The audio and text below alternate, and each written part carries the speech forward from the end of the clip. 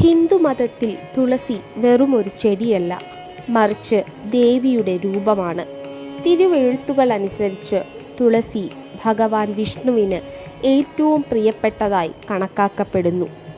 ആയതിനാൽ അതിനെ അനാദരിക്കുന്നത് അശുഭകരമാണ്. തുളസിച്ചെടി ഉണങ്ങുമ്പോൾ പലരും അത് മാലിന്യ ബക്കറ്റിലെറിയുന്നു. എന്നാൽ ഇത് ഗുരുതരമായ തെറ്റായി കണക്കാക്കപ്പെടുന്നു.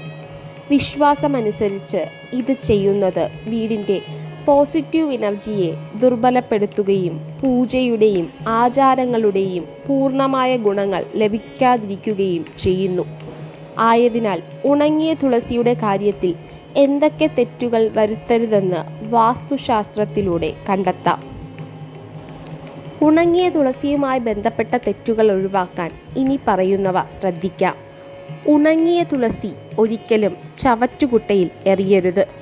ഉണങ്ങിയ തുളസി ചവിട്ടുകയോ റോഡിലെറിയുകയോ ചെയ്യുന്നത് അശുഭകരമായി കണക്കാക്കപ്പെടുന്നു. ഉണങ്ങിയ തുളസി കൊമ്പുകൾ കത്തിക്കുന്നത് നിർഭാഗ്യകരമെന്ന് കണക്കാക്കപ്പെടുന്നു.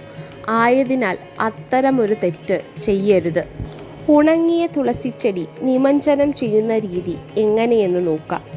ഉണങ്ങിയ തുളസിച്ചെടി നിമജ്ജനം ചെയ്യുമ്പോൾ ആദ്യം നിങ്ങളുടെ കൈയും മുഖവും കഴുകി മനസ്സിനെ ഭക്തിപൂർവ്വം നിലനിർത്തുക.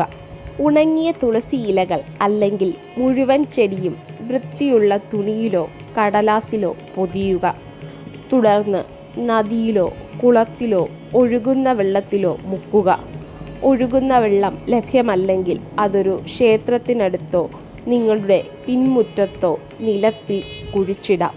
നിമജ്ജനത്തിന് മുമ്പ് തുളസി മാതാവിനെ മാനസികമായി വണങ്ങി നന്ദി പറയുക.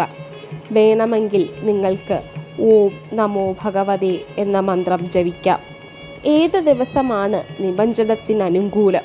മതവിശ്വാസമനുസരിച്ച് വ്യാഴാഴ്ച, ഏകാദശി, പൂർണിമ അല്ലെങ്കിൽ അമാവാസി ദിവസങ്ങളിൽ ഉണങ്ങിയ തുളസി നിമജ്ജനം ചെയ്യുന്നത് ശുഭകരമായി കണക്കാക്കപ്പെടുന്നു.